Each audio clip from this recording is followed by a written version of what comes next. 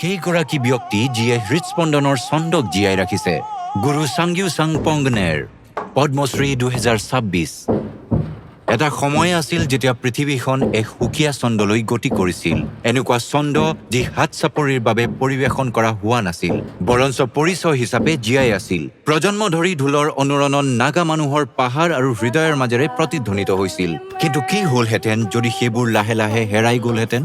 1945 চনৰ মাৰ্চ মাহত এখন সৰু আও নাগা গাঁৱত জন্মগ্ৰহণ কৰা এজন ল'ৰাই কেৱল সংস্কৃতিটো পৰ্যবেক্ষণ কৰাই নাছিল, উত্তৰাধিকাৰী সূত্ৰে লাভ কৰিছিল।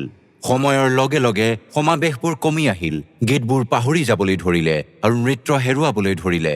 চহকী আও নাগা ঐতিহ্য লাহে লাহে অদৃশ্য হৈ আহিছিল। তেতিয়াই গুৰু চাংগ্যুচাং পংগনেৰে ইয়াৰ পুনৰুজ্জীৱনৰ বাবে নিজৰ জীৱন উৎসৰ্গা কৰাৰ সংকল্প লয়।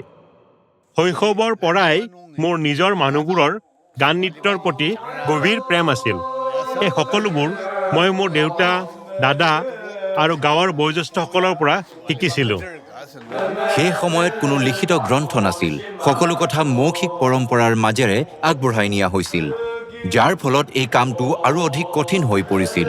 যেতিয়া পুৰণি পৰম্পৰাৰ ঠাই নতুন চিন্তাধাৰাই ল'বলৈ ধৰিলে, তেতিয়া তেওঁ এক কঠিন সংগ্ৰামৰ সন্মুখীন হ'বলগীয়া হ'ল। তেওঁ নিজৰ সুস্থিৰ চাকৰিটো এৰি কোনো ধৰণৰ আৰ্থিক সহায় নোলোৱাকৈ গাঁৱে গাঁৱে ঘূৰি ফুৰি পৰিৱেশন কৰিবলৈ ধৰিলে, যাৰ বাবে তেওঁ সমাজে প্ৰায়ে উপহাস কৰিছিল। কিন্তু আও নাগা আত্মাৰ দৰে তেওঁ হাৰ নামানিলে। এয়া কেতিয়াও টকা পইচাৰ কথা নাছিল। তেওঁলোকৰ উদ্দেশ্য আছিল নাগা সংস্কৃতিক পৰৱৰ্তী প্ৰজন্মলৈ আগবঢ়াই নিয়া, যিয়ে মূল্য নহওক কিয়।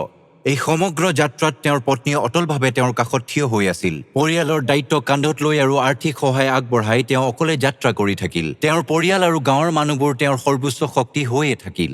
6 দশকৰ সমৰ্পণে অসাধাৰণ ফল দিছে। কলা দীক্ষা আৰু নাগাবাদীৰ কল্যাণ সংস্কৃতি ক্লাবৰ দৰে কাৰ্যসূচীৰ জৰিয়তে গুৰু চাংগ্যুচাং পংগনেৰে হাজাৰ হাজাৰ লোকক পথ প্ৰদৰ্শন আৰু প্ৰশিক্ষণ প্ৰদান কৰিছে।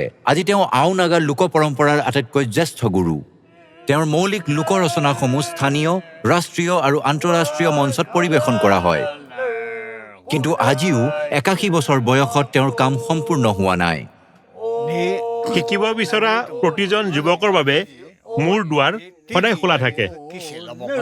তেওঁৰ বিনম্ৰ ঘৰখন শিকিবলৈ অহা সকলোৰে বাবে অতি সৰু হৈ পৰে। সেয়েহে তেওঁ আও নাগা সংস্কৃতি উজলি উঠিব পৰা একাডেমী গঢ়ি তোলাৰ সপোন দেখে। তেওঁৰ বিশ্বাস যে সঠিক সহযোগিতাৰে এই সপোন বাস্তৱত পৰিণত কৰিব পাৰিব।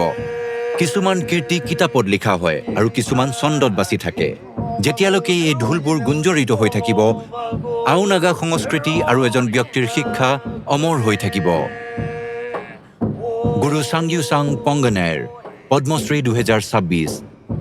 কোটি কোটি প্ৰণাম।